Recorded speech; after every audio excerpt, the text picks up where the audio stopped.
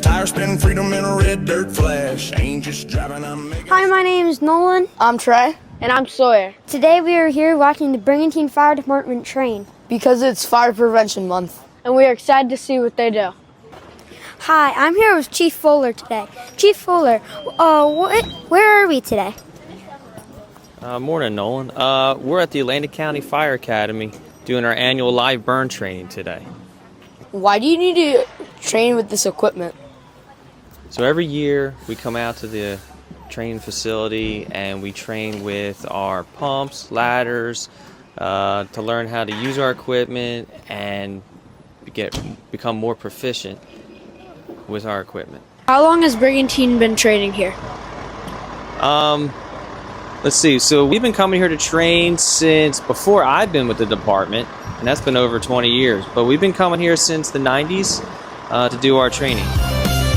From the Rockies to the Mason line, I blaze trails like I blaze my time. Gravel in my soul, rebel in my bones. I bring America wherever I roam. Got a compass built on right and wrong. In my playlist, don't skip that Lee Greenwood song. Land of the free, road of the brave. I'm rolling full throttle to the home of the safe. We don't stop for nothing. We just shift and keep flying. This is more than gears and chrome. It's a rolling piece of home wherever I... Hi, today we're here with Chief Fuller.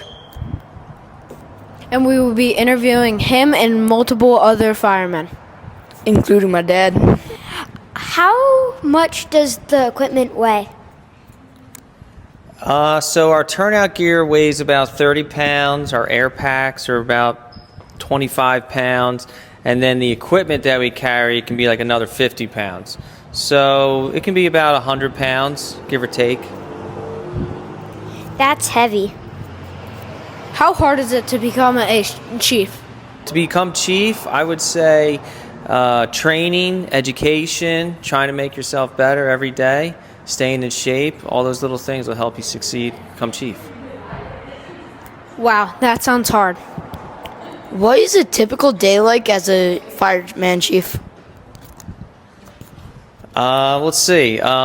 Typical day, I come in, I check my emails, see what's going on, any kind of problems I have to address, and then doing things like this, meeting with the public, meeting with the guys, hopefully training with them so I can still be a firefighter and not just be stuck in the office all day. Thanks, that sounds fun. How often do you have to go through training, and why is it important? Well, we go through training every tour. We call a tour a shift that we work for 24 hours. So every time we're in the firehouse working, we do training, whether it's sit down and go through scenarios, or we do search and rescue training like these guys just did, or we do walkthroughs in the neighborhood or different things in different businesses. We're always doing training with EMT stuff. We have yearly EMT training. We have yearly things that we have to accomplish for firefighting as well. It's important because we have to stay up on the latest and greatest technologies and theories on how to fight fire, how to treat patients in the medical field, and constantly staying up to standards with everything that's going on, and as well as just making sure that we know what we're doing when we walk in your house. Call 911. Wow, that's very interesting.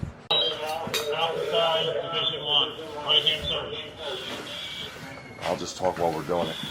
So we're going to start a right-hand search. Now, typically on a fire, we're going to start announcing ourselves in the dark. Maybe someone will call out. I'm back here, but that person's knocked out.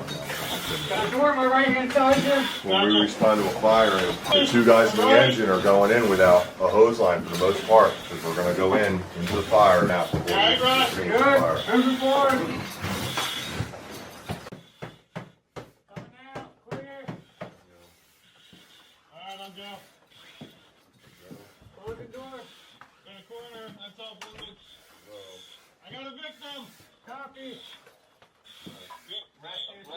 What's the drill that we just watched? We did a search and rescue with a confirmed entrapment of a victim. So we would go in, we would move as quickly as possible to try to find the victim and then get them back out as safely as possible as well. What's the most challenging part about that drill? Most challenging part is it's homes you've never been in. You don't know the furniture, you don't know the layout of the rooms, you don't know what they have where. You don't know who's in the house, who lives there. You don't know anything. You're going in blind. How long does this drill normally take? Today's drill normally takes anywhere between 2 to 3 minutes. It's going to be a primary search, which needs to be quick and effective. After the fire's out, you'll have another crew go back in for a secondary search. That would be more thorough and investigative. Try to find stuff that we didn't really see in the first go around. How many times a day do you do this drill? So we rotate on our training. So about every month we circle back to the same drill. Wow, that's interesting. Why do you have to move every 30 seconds? So the reason behind that is we have a pass device. So if a firefighter is down for a certain amount of time, the bottle will start making a loud noise so other firefighters around them can try to find and locate that fireman.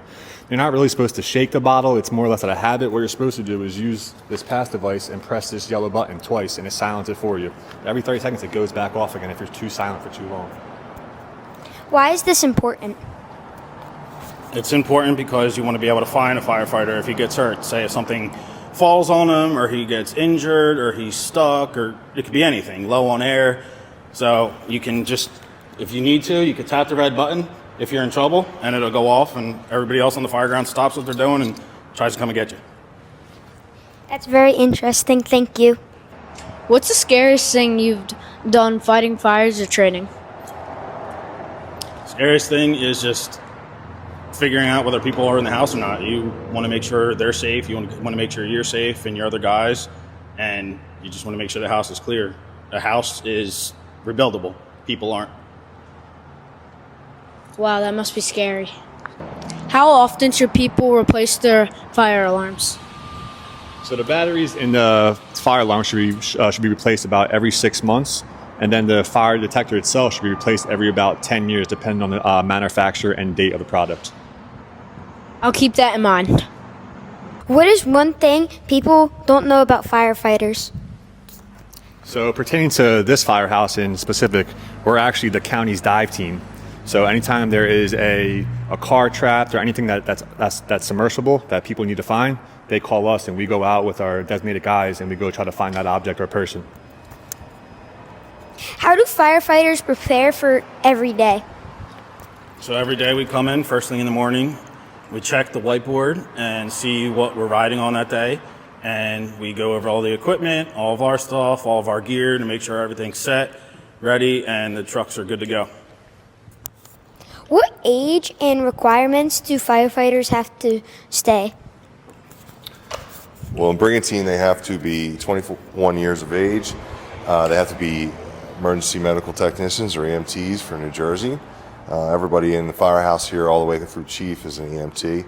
So we do various parts of our job involve running the ambulances and doing medical issues and things like that, on top of being firefighters. So they have to do that. They have to also pass a written exam, a physical exam, and an interview process. And then you just wait and see if once you're on that, you're on a list, and then they go through the list and hire the best candidates that they can. That sounds tough. How can families prevent fires easier? That's a good question, Trey.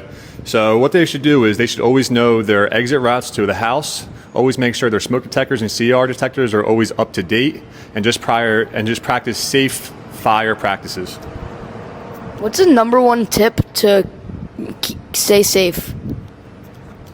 Just know what your house has and what it does not, and possibly things that it could need, just to keep you guys safe from fires, keep your family safe, your animals safe, and just always be cautious. And when you're cooking and just using any type of flammable stuff along that lines. I'll keep that in mind. What are the most common causes of house fires? It could be anything. A lot of times in the wintertime with heaters, they act up, they can malfunction. Stoves, cooking incidents a lot. And it could really be anything. Old wiring, just depends on the house. Yeah, that sounds scary. What inspired you to become a firefighter? Well, I was a lifeguard for years, and always loved emergency response type work, and I wanted to help people the rest of my life. So it's a good job, very fulfilling. You get to help people every day. You get to save people, and you get an adrenaline rush for every call that you're on. So it's very exciting work, and camaraderie with my buddies here that I work with, and everything like that. Get to be a hero. It's a great job. Like I mean it, proud of my roots with God on my sleeve and dirt on my boots. It's still Here, so we get proficient. We learn how to. Wait, how do you do that? Please make their homes safer from fires. That's a great question, Trey. And just making sure they're practicing safe, fire-friendly. Cut that. It was good until that. Practice safe, fire.